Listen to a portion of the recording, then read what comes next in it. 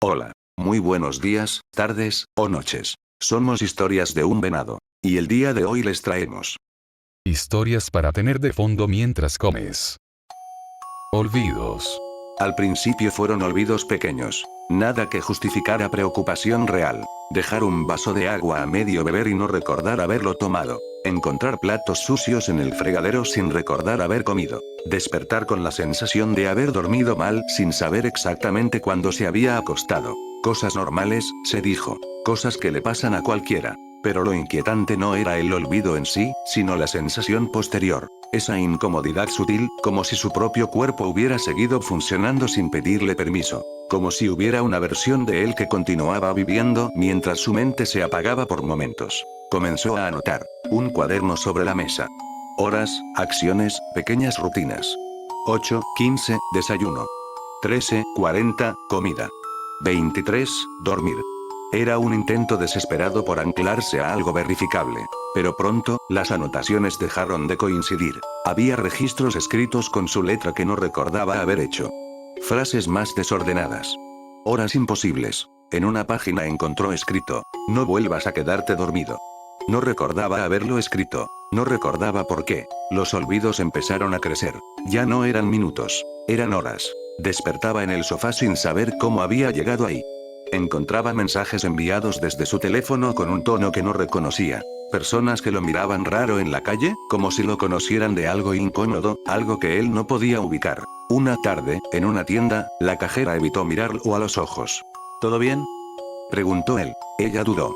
Sí, solo, se quedó en silencio.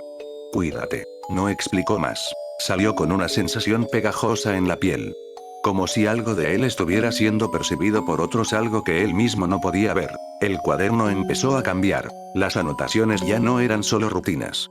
Eran advertencias. No salgas por la noche. Si despiertas con sed, no bebas. Si escuchas ruidos, ignóralos. La letra seguía siendo suya, pero más presionada, más irregular.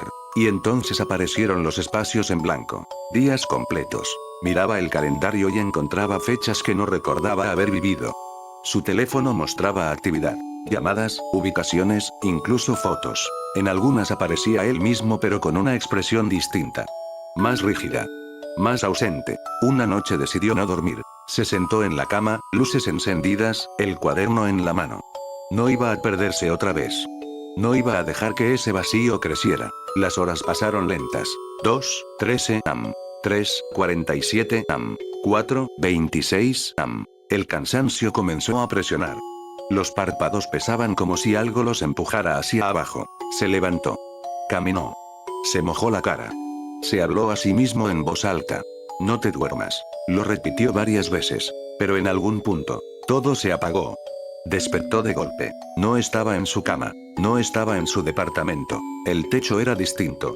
Las paredes, desconocidas. El aire tenía un olor metálico, espeso. Tardó unos segundos en entender que estaba sentado en el suelo. Sus manos estaban húmedas. Miró. Sangre. Oscura. Pegajosa. Cubriéndole los dedos, las uñas, la palma completa. Sintió algo en la boca. Un sabor que no pudo ignorar. Hierro. Su estómago se contrajo. Se levantó con dificultad. El lugar era un departamento pequeño, desordenado, con muebles que no reconocía. Había señales de lucha. Una silla caída, objetos en el suelo, una lámpara rota. No había nadie a la vista. Pero había un sonido. Un goteo constante. Venía del pasillo. Caminó lentamente, cada paso más pesado que el anterior. El goteo se hacía más claro. Más espeso. Se detuvo frente a una puerta. El baño. La parte inferior de la puerta estaba oscurecida. Y algo más. Un hilo de sangre se filtraba por debajo. Su respiración se volvió irregular. Su mente intentó encontrar una explicación. Cualquier cosa. Un accidente. Un robo. Algo externo. Pero sus manos seguían ahí, cubiertas. Empujó la puerta. Se abrió con un leve crujido. El olor lo golpeó primero. Luego la imagen. Un cuerpo en el suelo. Inmóvil. Los ojos abiertos. El cuello desgarrado. No cortado. No perforado. Mordido. La piel abierta en una forma irregular, brutal, como si hubiera sido arrancada con fuerza. El suelo estaba cubierto de sangre. Las paredes salpicadas. Dio un paso atrás. Su respiración se rompió. No quería entender. Pero lo hizo. No por lógica. Por reconocimiento. Llevó la mano a su boca. Sus dedos temblaron. Había restos. No había otra forma de negarlo. No había otra forma de explicarlo. El vacío en su memoria no era ausencia, era acción. Y en ese instante, como si el mundo hubiera estado esperando ese momento exacto, sonaron las sirenas. A lo lejos al principio, luego más cerca. Se acercó al espejo. Se miró. Sus ojos no eran los mismos. No había locura en ellos. Había algo peor. Había desconexión. Como si quien había hecho eso no fuera él. Pero tampoco fuera alguien distinto. Era una parte. Una que había estado ahí desde el inicio. Una que no necesitaba su permiso. Las sirenas se detuvieron frente al edificio. Escuchó puertas cerrarse. Voces. Pasos subiendo. Miró el cuaderno. Estaba sobre el lavabo. Abierto. No recordaba haberlo traído. La última página tenía algo escrito. Fresco. Tembloroso. Cuando leas esto, ya es demasiado tarde. Los golpes en la puerta comenzaron. Policía. Abra la puerta. Se quedó inmóvil. No intentó huir. No intentó hablar. Porque por primera vez, no tenía nada que olvidar. ¿Dónde estoy? Al principio no fue el olvido lo que lo inquietó, sino la precisión de ciertos recuerdos que no encajaban con la realidad. No eran vagos ni incompletos. Al contrario, eran demasiado nítidos, demasiado detallados, como si hubieran sido vividos con una intensidad superior a la de cualquier experiencia cotidiana. Lo que lo perturbaba no era que aparecieran, sino que lo hacían sobre cosas que sí habían ocurrido, pero de una forma distinta. La primera vez fue en una fiesta. Recordaba perfectamente la casa, la música, la gente. Recordaba haber estado ahí, apoyado en la pared, observando sin participar demasiado. Pero había algo más. Algo que no coincidía. En su memoria, entre las luces cálidas y el ruido, había una conversación. Una larga conversación con alguien que no podía estar ahí. Era un amigo que había muerto 2 años antes. No era una aparición vaga ni una ilusión difusa.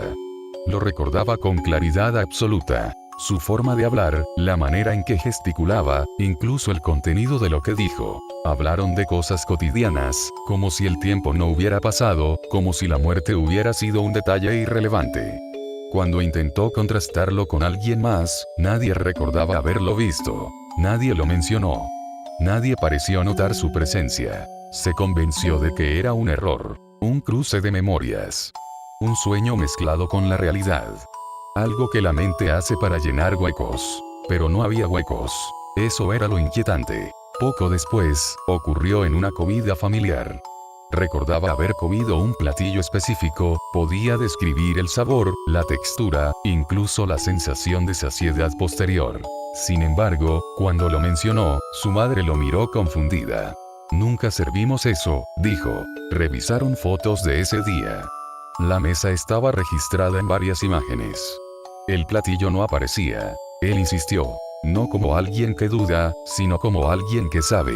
Pero la evidencia era clara. Y aún así, su recuerdo seguía ahí, intacto, imposible de borrar. Los episodios comenzaron a repetirse. No eran constantes al principio. Aparecían de forma aislada, como pequeñas grietas en una estructura que parecía estable. Pero cada uno tenía algo en común. Se insertaban en momentos reales, reemplazando o modificando detalles con una coherencia inquietante. Una conversación cambiaba de tono. Un rostro aparecía donde no debía. Un objeto existía sin haber estado nunca ahí. El problema no era solo que ocurrieran. Era que cada vez resultaban más difíciles de cuestionar.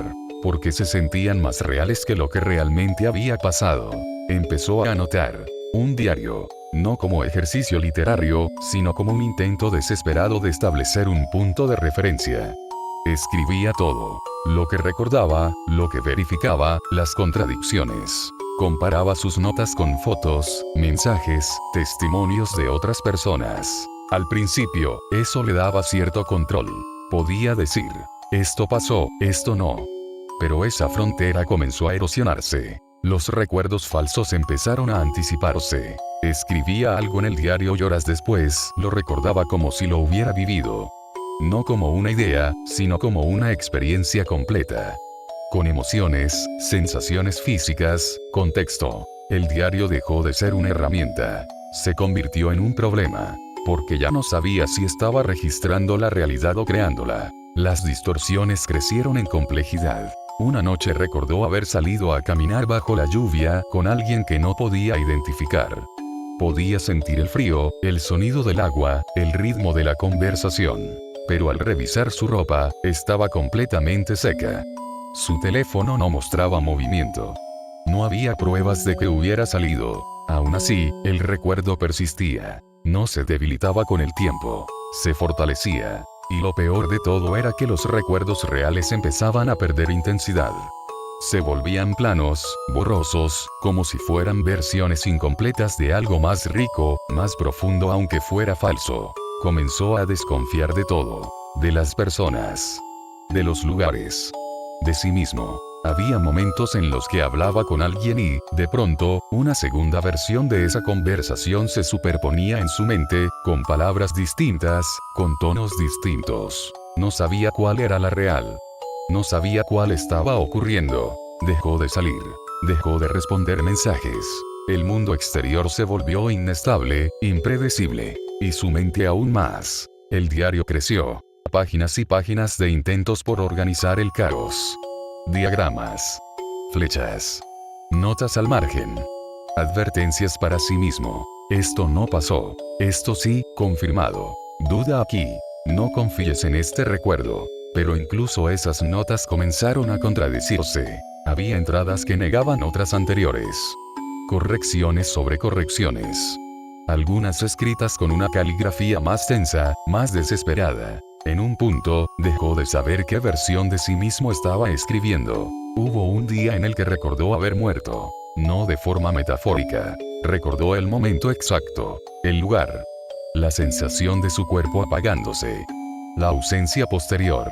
Se encontró a sí mismo leyendo esa entrada una y otra vez, intentando decidir si era una invención o un recuerdo. No pudo hacerlo. Ahí entendió que había cruzado algo. Ya no se trataba de distinguir entre lo real y lo falso. Se trataba de aceptar que ambos coexistían sin jerarquía. El diario fue su último intento. Escribió durante horas. Sin detenerse. Sin corregir. Sin intentar ordenar. Simplemente describió todo. Las inconsistencias. Las superposiciones. La imposibilidad de confiar en su propia mente. La sensación de que la realidad se había convertido en una variable, no en una base. Escribió sobre el miedo. No el miedo a lo desconocido, sino el miedo a perder la referencia de lo que alguna vez fue conocido. La última entrada no fue distinta en tono, pero sí en intención. No era una descripción. Era una conclusión. Decía, si estás leyendo esto, probablemente ya no sepas qué partes de esto son ciertas. Yo tampoco. Intenté encontrar una forma de distinguir, de separar, de mantener algo fijo. No lo logré. Los recuerdos ya no son pasado. Son construcciones. Y no sé quién las está haciendo. Puede que sea yo. Puede que no. Pero ya no puedo vivir en un lugar donde todo puede ser reescrito en cualquier momento. Donde cada instante puede ser reemplazado por otro más convincente. Ya no hay presente. Solo versiones. Y ninguna es confiable. No sé si esto que estoy escribiendo es real. No sé si lo que viene después lo será. Pero sé que no puedo seguir así. Si alguna vez fui alguien, espero que esa versión haya sido suficiente. Esto es lo único que puedo decidir sin dudar. La página terminaba ahí. Sin firma. Sin fecha. Sin certeza. Dios perdóname. De niño, todos decían que era un ejemplo. No lo decían por compromiso ni por costumbre. Lo decían con esa seguridad tranquila que tienen los adultos cuando creen entender algo. Era obediente, callado, aplicado. No causaba problemas. No discutía. No levantaba la voz. Había algo en él que transmitía orden, como si cada parte de su vida estuviera correctamente colocada. Su madre solía decir que no todos los niños nacen con calma en la cabeza. Él sí. Pero la calma no es lo mismo que el silencio. Eso comenzó a cambiar en la adolescencia. No fue de golpe. No hubo un momento exacto en el que algo se rompiera. Fue más bien una acumulación de pequeñas desviaciones. Empezó a contestar. A aislarse. A perder interés en lo que antes hacía con facilidad. Las calificaciones bajaron, pero eso no era lo más preocupante. Lo preocupante era la forma en que miraba. Como si estuviera prestando atención a algo que los demás no podían ver. Las primeras cosas raras llegaron de noche. Sombras. No sombras normales, no las que proyecta una lámpara o un objeto. Estas no respondían a la lógica de la luz. Se movían cuando no debían. Permanecían cuando todo lo demás cambiaba. A veces parecían más densas, como si tuvieran peso. Al principio pensó que era su imaginación, que era el cansancio, el estrés, la edad. Pero luego llegaron las voces. No eran gritos. No eran claras. Eran murmullos. Como si alguien hablara desde otra habitación, aunque él supiera que no había nadie más en la casa. No podía distinguir palabras, solo tonos. Intenciones. Y lo más inquietante era que, en ciertos momentos, parecía que esas voces respondían a lo que él pensaba, no a lo que decía, a lo que no decía. Intentó ignorarlo. Durante años lo hizo. Se convenció de que podía vivir con eso. Que no era tan grave. Que todos tienen algo que no encaja del todo en su mente. Pero la adolescencia no es un terreno estable. Comenzó a descarrilar. No de forma espectacular, sino progresiva. Malas decisiones, malas compañías, hábitos que no llevaba consigo antes. No buscaba problemas, pero los encontraba. No buscaba conflicto, pero lo generaba. Y las sombras seguían ahí, más cercanas, más definidas. A veces se quedaban en las esquinas de su cuarto. A veces en el pasillo. A veces detrás de él, justo fuera de su campo de visión. Aprendió a no girarse demasiado rápido. Porque cuando lo hacía a veces no desaparecían. De adulto, dejó de intentar entenderlo. La vida se volvió funcional, pero vacía. Trabajos que no importaban, relaciones que no duraban. Todo parecía una extensión de algo que había perdido forma hacía tiempo. Y las voces no se fueron. Se volvieron más claras. No siempre entendibles, pero más presentes. Más insistentes. Ya no eran solo de noche. Y entonces ocurrió el crimen. No fue planeado. No fue una decisión fría. Fue un momento. Una discusión. Una tensión acumulada. Una reacción que cruzó un límite que no se puede deshacer. Cuando todo terminó, había una persona en el suelo, inmóvil. Y él, de pie, sin entender del todo lo que había hecho. El silencio que siguió fue absoluto. Pero no duró. Porque algo cambió. Las sombras ya no se quedaban lejos. Se acercaban. Se alargaban hacia él. Se movían como si tuvieran intención. La primera vez que lo tocaron, no gritó. Se quedó inmóvil. Una presión en el brazo. Ligera, pero inconfundible. No era el aire. No era su mente. Era contacto. Después vino el resto. Manos invisibles que rozaban su espalda. Algo que se deslizaba por su cuello cuando estaba solo. Presencias que lo rodeaban en la oscuridad, ya no ocultándose, sino ocupando el espacio como si les perteneciera. Y las voces. Ahora hablaban. No siempre de forma clara, pero lo suficiente. No eran frases completas. Eran acusaciones fragmentadas. Recordatorios. Repeticiones de lo que había pasado. No lo dejaban olvidar. No lo dejaban descansar. Dormir se volvió imposible. Cada vez que cerraba los ojos, algo lo esperaba. No en sueños. En ese espacio previo, donde la mente aún está despierta, pero el cuerpo empieza a ceder. Ahí estaban. Más cerca. Más presentes. Más reales que cualquier otra cosa. Dejó de distinguir entre el mundo exterior y lo que ocurría dentro de su mente. Porque ambos respondían a lo mismo. A él. A lo que había hecho. A lo que ya no podía deshacer. La paranoia no llegó de golpe. Se instaló lentamente. Comenzó a sentir que las sombras no solo lo observaban, lo juzgaban, que cada movimiento suyo era seguido, medido, registrado, que no estaba siendo castigado, estaba siendo revelado. El crimen no había creado las sombras, las había liberado. Eran parte de algo que siempre había estado ahí, esperando una razón para mostrarse sin restricción. Y él se la había dado. Un día, después de semanas sin dormir, sin comer correctamente, sin hablar con nadie, tomó una decisión. No porque creyera que resolvería algo, sino porque ya no quedaba otra dirección posible. Fue a una iglesia. No por fe. Nunca había sido creyente. Pero había algo en ese lugar que aún parecía tener estructura. Un orden distinto. Una forma de silencio que no estaba contaminada. Entró. El lugar estaba vacío. Las bancas alineadas, la luz filtrándose por los vitrales, el aire frío. Avanzó hasta el frente. hasta la cruz. Se quedó ahí, de pie, mirando la figura. Por primera vez en mucho tiempo las voces se detuvieron. Las sombras no desaparecieron, pero se detuvieron, como si esperaran, como si ese momento también les perteneciera. Sacó el arma. No temblaba, no dudaba, no pensaba en redención, no pensaba en castigo, solo en silencio. Se llevó la pistola a la cabeza, y en el reflejo del metal, por un instante, no se vio solo. Había algo detrás, no una sombra, no una figura, algo más definido, más cercano, más suyo. Sonrió, no por alivio, por reconocimiento, y apretó el gatillo. El disparo rompió el aire, pero no el silencio, porque incluso después, algo permaneció, algo que no necesitaba cuerpo, algo que nunca había dependido de él para existir. ¿Cuándo saldrá el sol? Dicen que el pueblo dejó de existir el mismo día que dejó de amanecer. Nadie recuerda con exactitud cuándo ocurrió.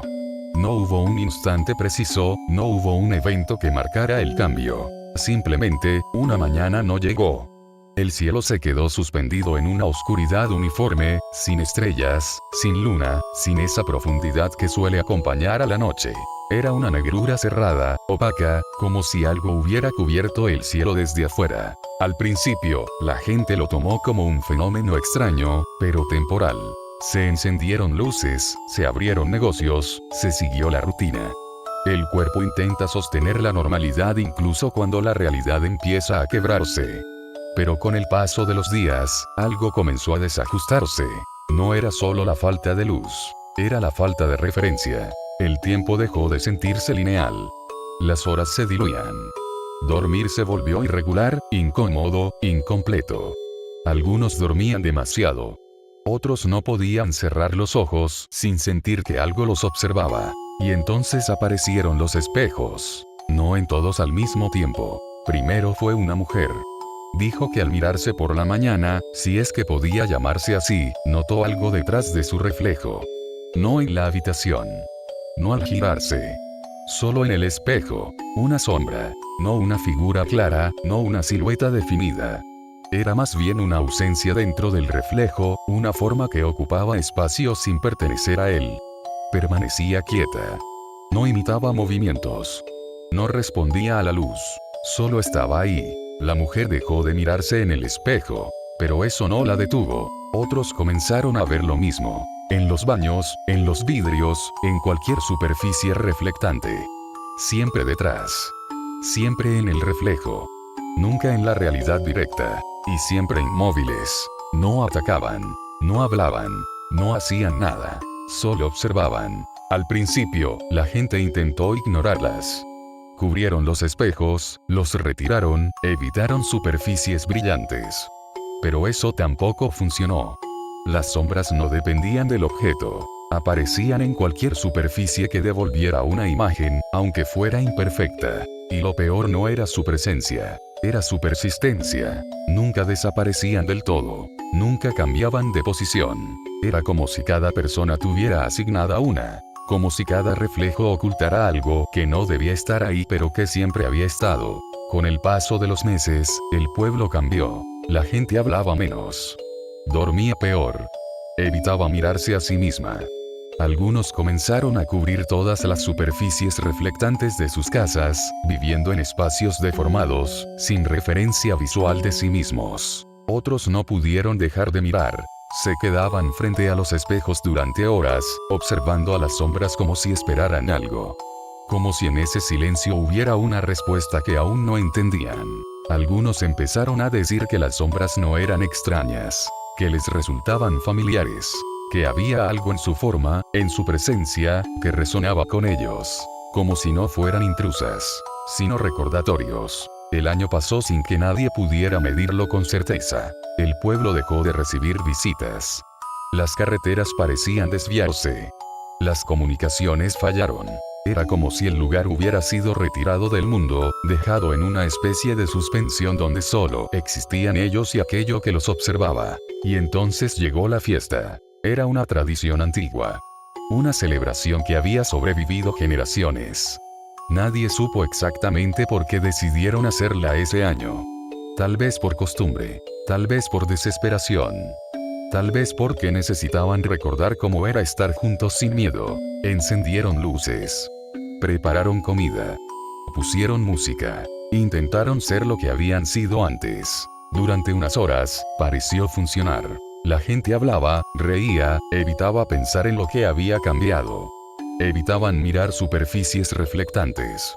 Evitaban cruzar ciertas miradas. Hasta que alguien notó algo. No en un espejo, en la multitud. Una figura.